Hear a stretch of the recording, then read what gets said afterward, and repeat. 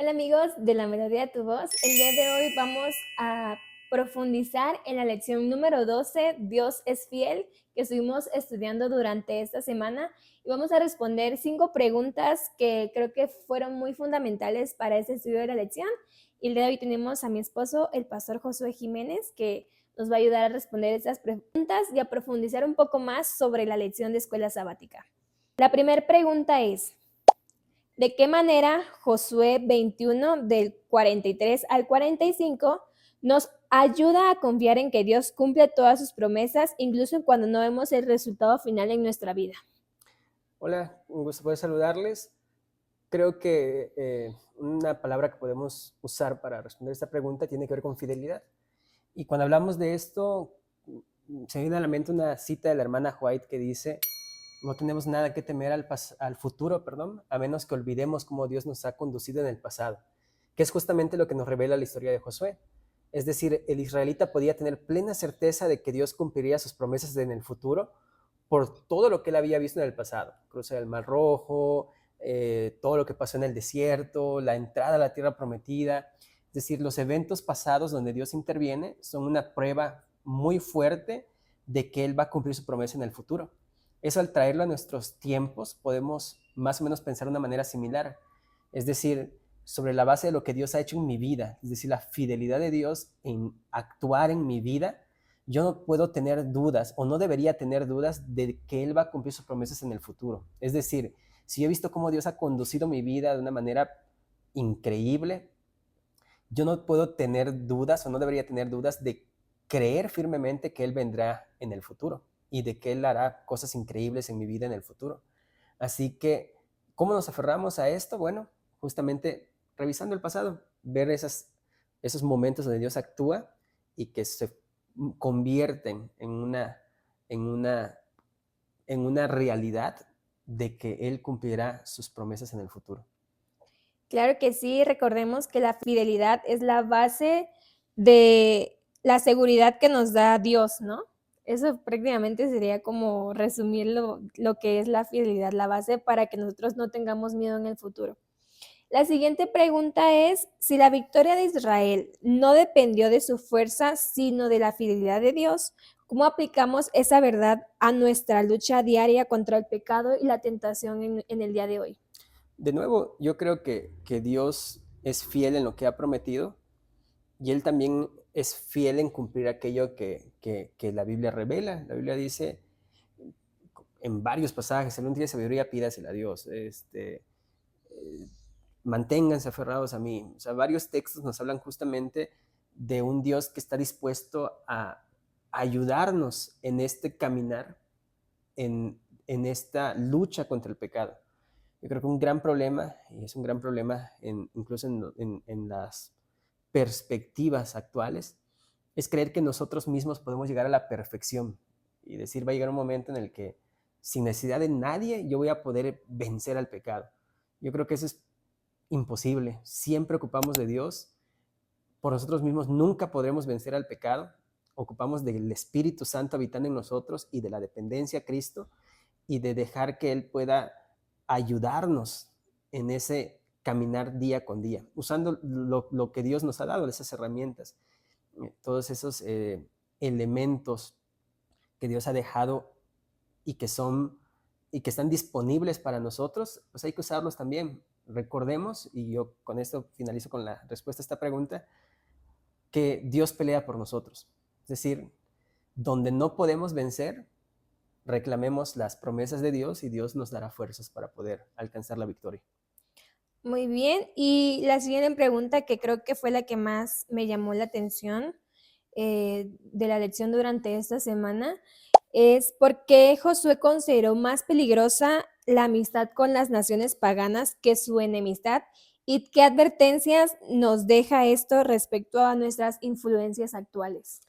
Yo creo que esta es una estrategia que le ha funcionado muy bien al enemigo, el poder amistarse con los que sirven a Dios.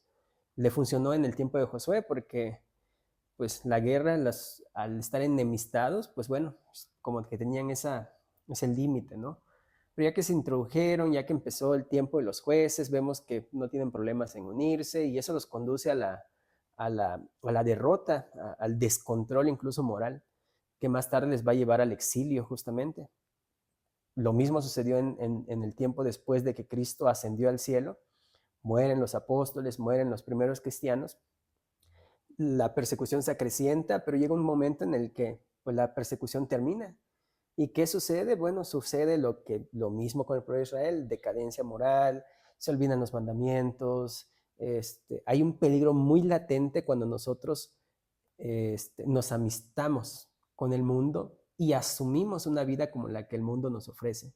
Ahora, eso no significa que tenemos que excluirnos, porque alguno podrá decir, bueno, pues me voy al monte donde no tenga ninguna relación con los del mundo, pero no es de lo que habla la Biblia. La Biblia habla de impactar al mundo, impactarlo a las personas que habitan en el mundo para que ellos deseen acercarse a Cristo. Y en ese sentido, hay que mantener muy en alto los principios de Dios. La amistad primero debe ser con Dios y mantener lo que Pedro le dijo a los fariseos. Es preciso obedecer a Dios antes que a los hombres. Es decir, no voy a pisotear mis principios, mantengo mis principios. Y, y bueno, el mundo, los amigos del mundo tienen que aceptar lo que somos. Sí. El problema es cuando nosotros intentamos congraciarnos con ellos y caemos en esas dificultades. Creo que es un llamado de atención muy, muy específico para el tiempo en el que vivimos, donde no hay persecución, donde no hay nada que atente contra nuestras creencias en teoría y que hay ese peligro latente de querer parecernos al mundo. Pero lo que Dios nos manda es a mantener los principios, sábado, a la segunda venida, el tema de los alimentos, o sea, todo lo que la Biblia dice, porque no es lo que la religión dice, es lo que la Biblia dice, mantenerlo en alto, y eso puede ser un testimonio de gran impacto para aquellos que necesitan conocer de Cristo. Y claro, también se nos invita a hacer luz en medio de este mundo de oscuridad, ¿verdad? Que creo que es bastante interesante profundizar en esta pregunta. Y la siguiente pregunta tiene que ver un poco más sobre la ira de Dios y es de la siguiente manera. ¿Cómo podemos entender la ira de Dios como una expresión de su justicia y amor y no como una reacción impulsiva o contradictoria con el Evangelio? Ok, yo creo que lo primero que tenemos que entender es que pues, la Biblia es muy clara cuando habla de que Dios pues tiene ira, es decir, Dios se enoja. Eso no está en contra de su carácter. Si bien yo creo que es un sentimiento que Dios tiene, que, se, que surge o se hace evidente, pues lógicamente por el problema del pecado, ¿no? Cuando todo es perfecto, pues no hay necesidad de que Dios se enoje. Sí. Pero surge por el tema del pecado. La Biblia es muy clara hablar de que Dios se enoja, Dios tiene ira. Y lo siguiente que tenemos que tener en cuenta es que la ira de Dios no es lo mismo que la ira del ser humano, de un ser humano en pecado. La ira de Dios, en el contexto de lo que la Biblia menciona, es una respuesta justamente de su amor. Porque Dios es amor, es que Él se llena de ira en ciertas ocasiones, ¿no? Eso tiene sentido cuando nosotros lo vemos desde lo que sucede con nosotros. Por ejemplo, aquellos que tienen hijos y ven que a sus hijos los están maltratando, pues no van a sentirse, o sea, no va a haber alegría por ver que su hijo es golpeado. O sea, lógicamente, por el amor que sienten por su hijo, surge este sentimiento que podemos catalogar como ira, como una reacción contra la injusticia o contra la maldad que le hacen a su hijo. Algo similar, porque nunca va a ser igual, pero algo similar podemos decir que experimenta o sucede en el ser de Dios. Es decir, cuando Él ve todo lo que sucede por causa del pecado, cuando ve la maldad que surge en el mundo, pues el mismo amor que es parte de su naturaleza hace que Dios pues también tenga ira. Es decir, la ira de Dios es una respuesta a la injusticia y a la maldad que surge en el mundo. Y en ese sentido se entiende lo que la lección mencionaba, porque lógicamente, pues mientras ellos estuvieran en este pacto con Dios, pues Dios no tenía motivos para irarse con ellos. Pero cuando se desconectaran del pacto y empezaran a hacer las cosas malas que hacían los pueblos vecinos, pues lógicamente se iba a desatar una ira en Dios como reacción a la maldad que estaba haciendo el pueblo de Israel, Sí.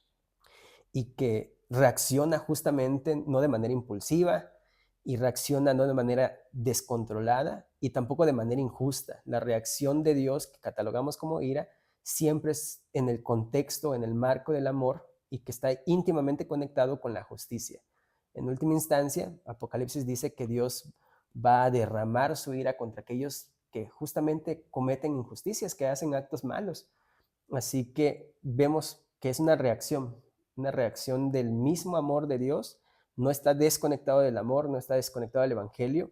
De hecho, la ira es necesaria, el que Dios se enoje es necesario por el tema de que el pecado no es nada agradable. El pecado es algo malo, algo que no debe existir, y que nosotros también deberíamos enojarnos contra los actos malos que suceden en el mundo, deberíamos reaccionar contra ellos y no tolerarlos a final de cuentas. Un gran problema actual es que tanta delincuencia, tanta maldad que existe nos ha hecho rebajar un poquito nuestros Normalizarlo. estándares morales, y vemos que alguien es asaltado y ya ni nos pesa. Vemos que una persona es golpeada y ya ni nos causa mucho sentimiento, ¿no?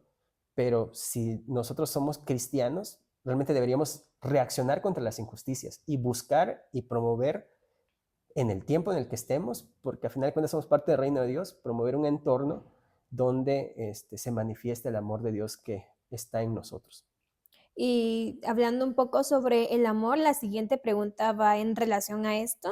Según Josué 23:11, ¿qué significa amar a Dios como un compromiso consciente y diario?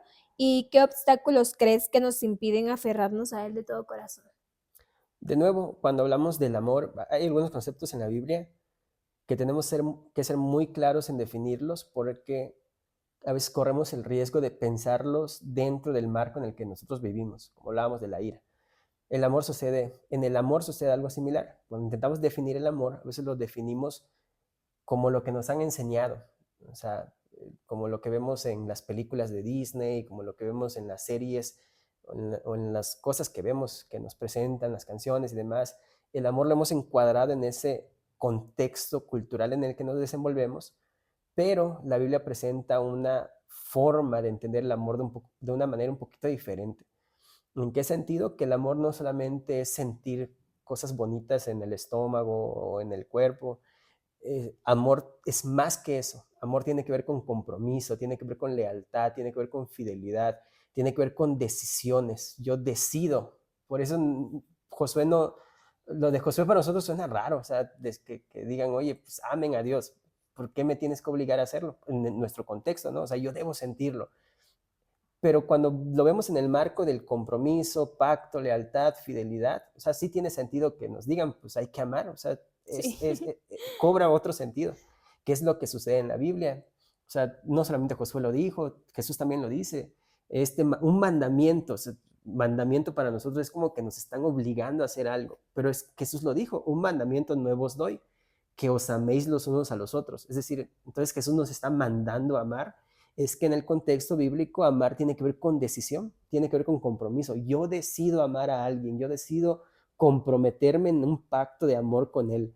Y en ese contexto es donde cobra sentido lo que tanto Jesús como Josué dicen. Lo de Jesús es muy interesante porque Jesús dice un mandamiento nuevo que no era tan nuevo, porque que os améis los unos a los otros ya estaba en el Antiguo Testamento. Pero Jesús le agrega un enfoque bastante interesante, como yo os he amado. Es decir, no solamente es algo que esté en la letra en Deuteronomio, sino que Jesús dice, yo ya se los demostré, o sea, ya les demostré que es posible amar de esta manera, y en ese sentido Jesús dice, pues es posible. Este nuevo mandamiento se basa en el antiguo, pero con este nuevo agregado de que yo les he demostrado que es posible amarse los unos a los otros. Y en ese sentido, de nuevo, tenemos el concepto de decisión. Lógicamente, Jesús y Dios, o Jesús y el Padre más bien, porque Jesús también es Dios, Jesús y el Padre experimentan alegría en el amor que sienten por nosotros. Pero más allá de eso, hay un compromiso firme que tenemos nosotros y Dios de mantener fidelidad, mantener esa decisión hasta las últimas consecuencias, hasta los últimos momentos, y que eso va a dar lugar a lo prometido, ¿no? El tiempo en el que el amor que manifestamos y que decidimos tener hacia Dios, se va a manifestar de una manera muy plena cuando estemos en la tierra nueva y podamos amar a Dios por los siglos de los siglos. Amén.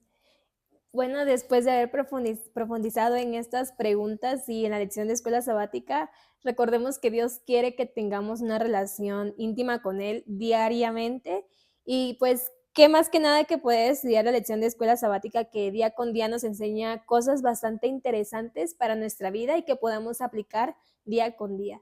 Esperamos que esta lección haya sido de bendición para su vida. Esperamos que también la compartan con otros para que podamos seguir profundizando en la lección de escuela sabática, que ya está prácticamente el siguiente sábado, es la última. Y pues les invitamos a que podamos seguir teniendo una relación con Dios y gracias por acompañarnos en este video. Nos vemos y feliz sábado.